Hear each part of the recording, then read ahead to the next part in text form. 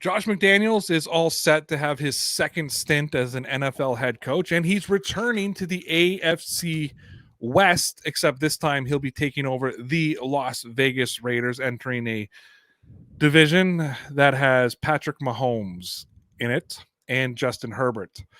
A little bit of a ruffle that came out of Vegas today. Apparently, Vegas players are upset that Mark Davis decided not to go with the coach whose last name I butcher on a regular basis, so we'll leave that out right now, who coached them last season.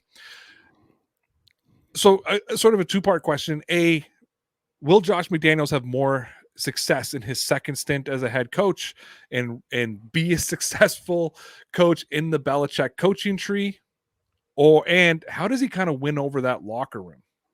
Well, you start to look at revisionist history. I mean, you start to look at the quarterbacks that Josh McDaniels has had in his career. He's had Tom Brady, Sam Bradford, Tim Tebow, and Mac Jones. And then you insert Derek Carr, who's playing in a contract year this year and was really the glue that held the Raiders together. I think what a lot of players are fearing is that this may be another Jay Cutler situation. If you guys recall, when he went to Denver, Jay Cutler was very upset that McDaniels was trying to get Castle to go there, and they ended up dealing Jay Cutler for 2 first-round picks and I think a third or a fourth for Jay Cutler.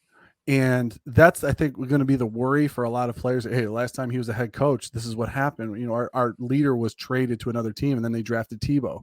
So you start to think of the list of coaches: Belichick, Shula, Shanahan, Reed, Carroll, Coughlin.